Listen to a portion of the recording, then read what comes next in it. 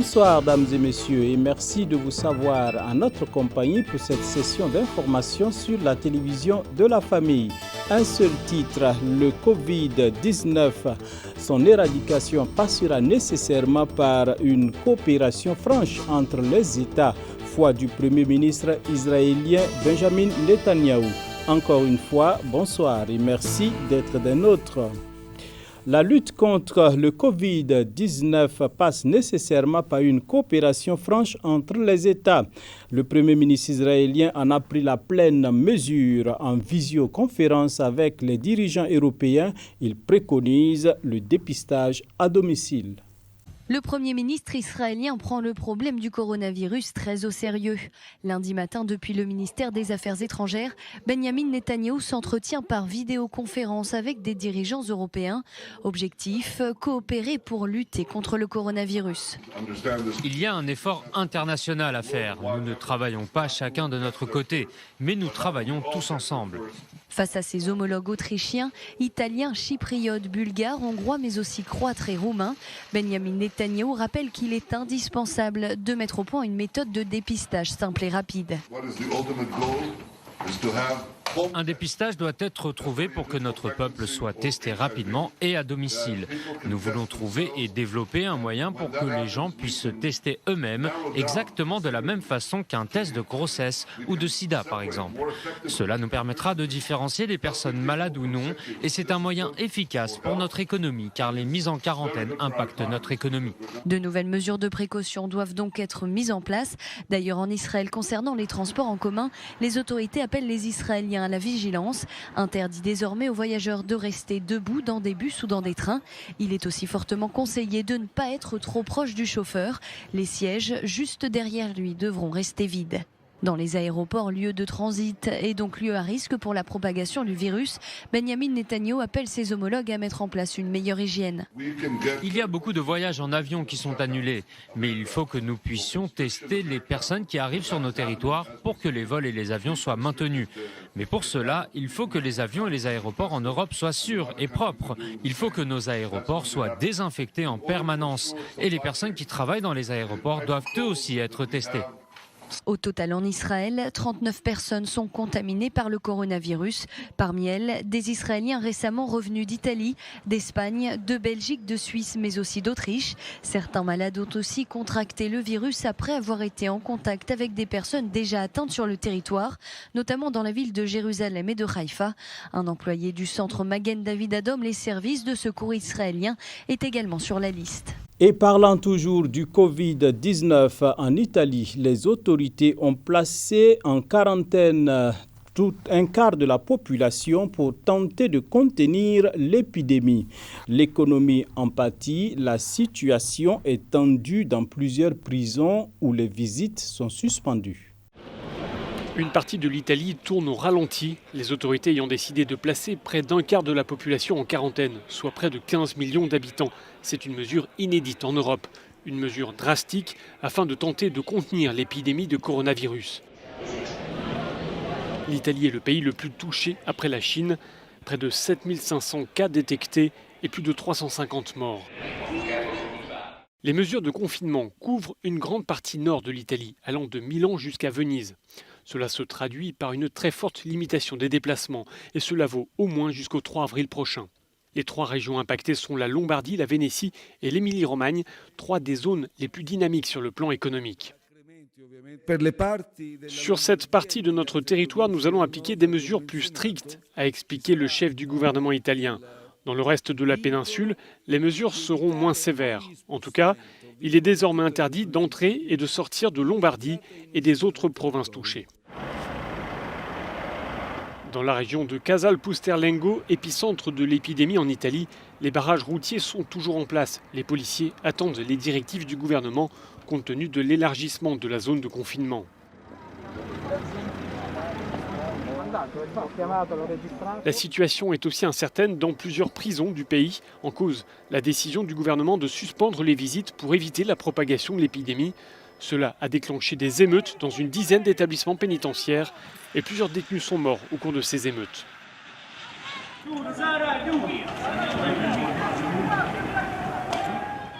Tout autre chose à présent, 7 ans après le début de la guerre civile en République centrafricaine et 1 an après la signature des accords de paix de Khartoum, le pays cherche à se reconstruire. Un processus fragile qui passe par le retour au pays des quelques 600 000 réfugiés centrafricains, dont près de 270 000 se trouvent au Cameroun voisin. Le rapatriement est orchestré par le Haut Commissariat des Nations Unies pour les réfugiés. Suivez. Dernier coucher de soleil, à la veille d'un retour en terre natale. Un voyage vers le pays tant attendu, tant rêvé par ce groupe de 250 réfugiés centrafricains. Des hommes, mais surtout des femmes et beaucoup d'enfants nés au Cameroun. Avant leur départ, la remise d'un précieux sésame. Des actes de naissance mentionnant leur nationalité centrafricaine. Sur ces actes de naissance, vous avez remarqué, il y a la nationalité de leurs parents, qui sont des Centrafricains. On écrit là et là pour pouvoir donner aussi la nationalité aux enfants, pour qu'il n'y ait pas amalgame lorsqu'ils sont retournés chez eux. Ils ont une vie civile maintenant, c'est le début de la vie quoi. Parce qu'avec ça, ils peuvent aller à l'école, demain il faut faire les tests d'identité. Ça fait toujours plaisir quoi, de participer à ça. Ici, dans ce camp de réfugiés de Lolo à l'est du Cameroun, chaque famille a décidé d'être rapatriée sur une base volontaire. Rentrer pour renouer avec leur terre et leur passé, parfois douloureux, comme celui de cette famille.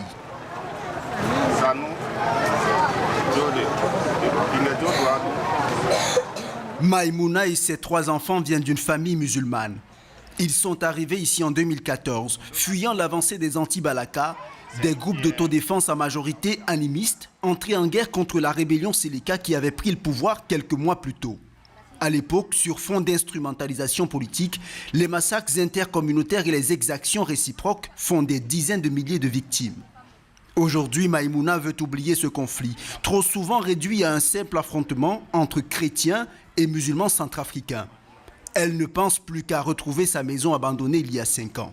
J'ai fui la Centrafrique à cause de la guerre et à cause des anti-Balaka. Tout le monde fuyait, on a suivi le mouvement et on s'est retrouvés ici un peu par hasard au Cameroun. À la veille de notre départ, nous sommes vraiment contents de repartir et je suis très heureuse de ramener mes enfants là où ils sont nés.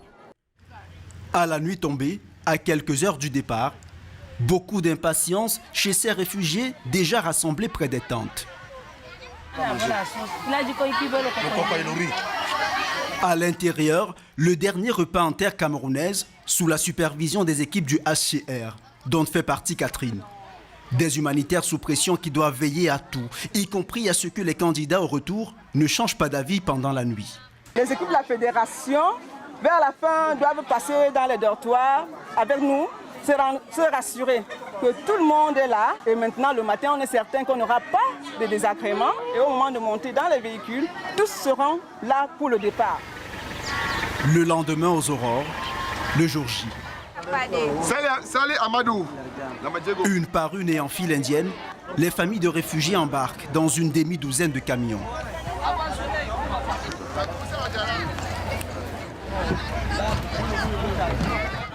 Dans l'un d'entre eux, un jeune homme de 22 ans, Abdul Nassir, arrivé ici sans parents il y a 5 ans, repartant seul pour ce voyage retour en Centrafrique, sans trop savoir ce qu'il attend de l'autre côté de la frontière, ni même s'il pourra y retrouver sa famille.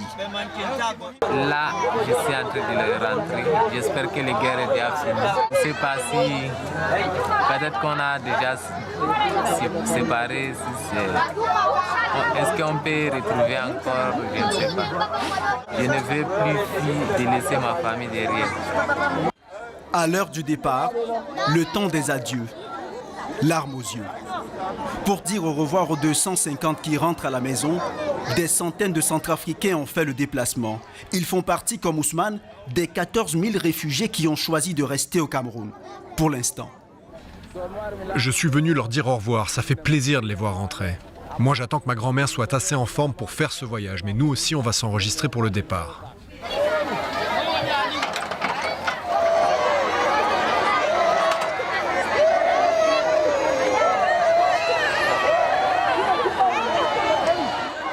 L'émotion et le mal du pays pour ceux qui restent. Le voyage vers l'inconnu pour ceux qui partent, en convoi.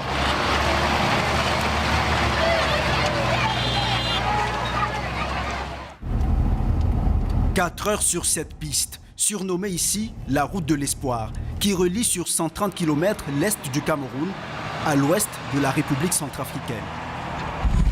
Mobile 3, ici Mobile 2 prend le relais. Nous voici déjà de l'autre côté de la frontière, en territoire centrafricain, où une discrète escorte policière précède le convoi. Mais à l'arrivée dans cette commune centrafricaine de Berbérati, pas de comité d'accueil officiel, aucune autorité locale pour souhaiter la bienvenue à ces réfugiés de retour au pays.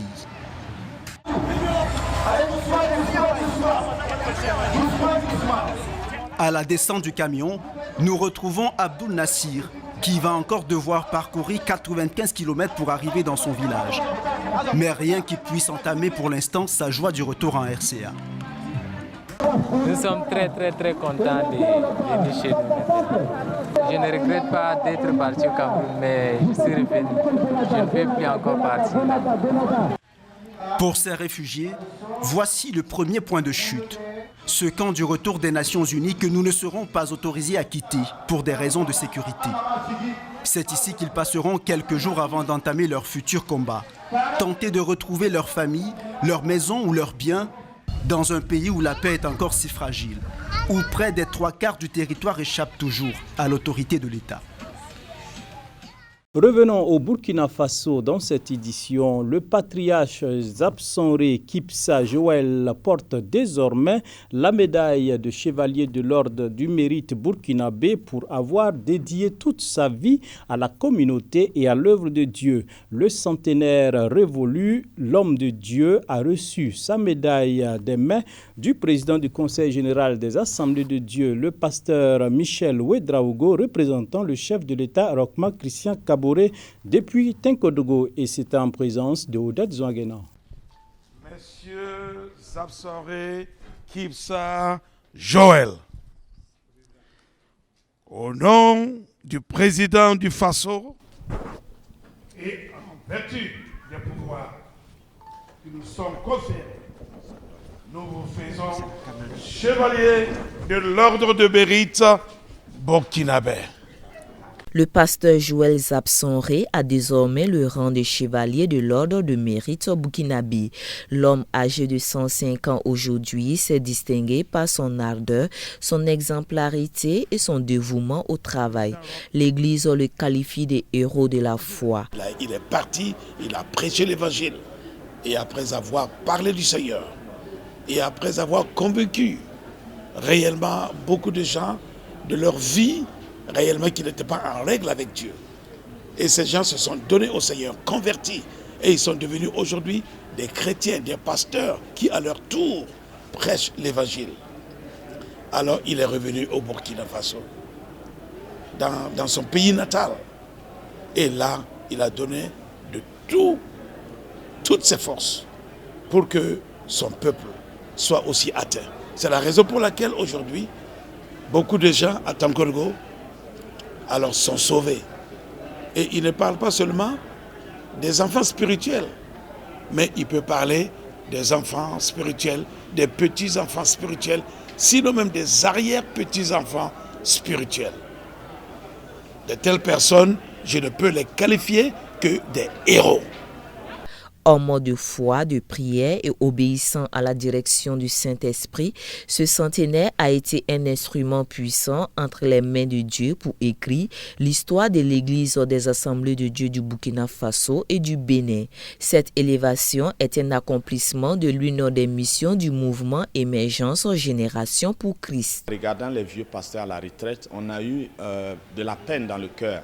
Ce sont des gens qui se sont donnés pour l'Église. Et après leur retraite, on a l'impression que l'Église ne s'en souvient plus. Et ils tombent dans les oubliettes et parfois ils terminent leur vie avec un peu d'amertume, comme si c'est de l'ingratitude qu'ils trouvent autour d'eux. Et nous avons voulu quand même approcher ces vieux-là, les écouter d'abord et après rassembler le corps de Christ pour reconnaître tout le travail qu'ils ont fait. Il y en a qui ont marché à pied 300 km, 500 km, ils n'avaient même pas de chaussures, ils portaient des feuilles de rognier comme chaussures. Aujourd'hui, nous avons des véhicules, nous voyageons en avion, mais en fait, nos ministères sont construits sur leur travail. Donc, il faut qu'on reconnaisse ce qu'ils ont fait, qu'on leur dise merci, mais surtout qu'on reçoive leur bénédiction. Cette distinction traduit à la fois un sentiment de soulagement et de satisfaction pour les proches du récipiendaire. Vraiment, nous sommes dans la joie. C'est une grâce que Dieu nous a offerte. C'est vrai que parler de la décoration de notre papa, mais on attendait. Mais ce matin, nous disons merci. Ça a un peu tardé, mais toute chose se fait dans la volonté de Dieu, à temps utile. Parce que si je dis que ça a tardé, parce qu'aujourd'hui, le vieux, tel que vous le voyez, il ne peut pas s'exprimer. Il n'a plus la mémoire fidèle. C'est pour cela que je dis que ça a un peu tardé. Si c'était au moment où il pouvait rendre un témoignage vivant, lui-même, ça pouvait peut-être porter plus qu'aujourd'hui, parce qu'il allait dire beaucoup de choses. Sans quoi, mais je pense que c'est une très bonne chose. Si la mission commence à comprendre qu'il faut rechercher les anciens, les honorer, cela donne des ailes aux jeunes. Outre le pasteur Joël Zabsonré, ce sont environ 80 pères qui se sont vus honorés par la nation grâce justement à l'initiative du mouvement Émergence Génération pour Christ qui travaille en étroite collaboration avec les différentes églises. De ce qui ressort des différents témoignages, l'on retient que ce récipiendaire centenaire a été le socle de l'implantation de la mission protestante à Garango. Il a par ailleurs à son actif l'implantation d'une vingtaine d'églises à l'intérieur comme à l'extérieur du pays. L'élan de solidarité envers les personnes déplacées du fait des actes terroristes continue d'arracher des sourires à des hommes et femmes meurtris par cette barbarie. L'Église des Assemblées de Dieu, à travers sa structure d'entraide, a rendu visite les mains chargées aux 900 déplacés installés à Boussé dans le Kourouégo. Odette Zouangena et Gédéon Tapsoba ont signé le reportage. Suite à la multiplication des attaques terroristes, le Burkina Faso fait face à une crise humanitaire sans précédent. Ces femmes et hommes ont tout perdu. Ils ont fui leurs concessions et ont trouvé refuge dans la province du Kourouégo qui enregistre environ 900 déplacés internes où la majeure partie vivent dans la commune de Boussé, espérant ainsi refaire leur vie. Ce jour, ils ont la visite du président du Conseil général des Assemblées de Dieu du Burkina Faso via sa structure au CED, venu les réconforter avec un don à l'appui en vue de faciliter leur réinsertion sociale. Voilà, vous êtes témoins aujourd'hui. Ils sont venus nous voir et pour nous réconforter et également ils ne sont pas venus avec les mains vides. C'est une preuve qui prouve que l'OCED, en quelque sorte, nous aide. Un geste salvateur qui vient comme une bouffée d'oxygène pour les autorités administratives plutôt exténuées par la situation. Cette aide qu'on a reçue vraiment vient en fait à point nommé. Donc on ne peut que remercier en tout cas le Conseil général des Assemblées de Dieu en fait, du Burkina Faso, dont le président en fait, est présent à mes côtés. Vraiment nous lui disons grandement merci. Nous disons également grand merci au pasteur Marc, voilà, donc, qui a été le point focal au niveau de la province, qui a fait les démarches pour recevoir ces dons à l'endroit en fait, des personnes déplacées de la province. Conscient des difficultés, de la situation précaire qui prévaut, le docteur Michel Ouedraogo a tenu à apporter ce message d'espoir et de réconfort. À tous ceux qui aujourd'hui sont déplacés et qui peut-être, je ne sais pas, se préparent encore pour aller plus loin, de ne pas baisser les bras. Et foi en Dieu, nous avons un Dieu puissant. Et foi aussi à l'État. Nos militaires ne dorment pas. Nos militaires sont des vaillants soldats. Et ces gens se battent et ils font de leur mieux pour que la paix revienne au Burkina. Que tout le peuple burkinabé se mette debout et soutienne notre armée, soit dans la prière ou par des dons, alors et qu'ils aient de l'espoir qu'un jour viendra où tout finira. Mais que tous aujourd'hui, ceux qui ont le cœur brisé, acceptent la consolation. Si nous sommes là, c'est pour quand même les montrer que nous sommes ensemble, nous les consolons, nous les encourageons, nous sommes là pour essuyer leurs larmes. Au vu de la souffrance des nombreux déplacés, l'OCED, l'Organisation chrétienne d'entraide et de développement, est déjà venue en aide à environ 6 000 personnes. Et cette visite marque sa deuxième sortie dans la zone. Ce que je voudrais mentionner, c'est que nos actions ne sont pas dirigées uniquement sur les chrétiens, non. Nous avons enregistré les confessions, toutes les confessions religieuses, et nous rendons grâce à Dieu pour cette cohésion sociale. Les musulmans, nous les aidons, les catholiques, les protestants, les animistes, tout le monde reçoit notre aide et nous sommes très contents pour cela parce qu'ils ne disent pas que c'est l'église chrétienne, mais ils disent que nous sommes tous des Burkinabés. Ce don est composé d'une tonne de riz, d'une tonne et demie de maïs, d'une demi-tonne de farine, de vêtements, de savon. Le tout est estimé à environ 1 500 000 francs CFA. C'est ici que nous mettons un terme à cette édition. Merci d'avoir été des nôtres, dames et messieurs. On se souhaite une excellente soirée en compagnie des programmes de la télévision, de la famille. Dieu vous bénisse abondamment et à demain.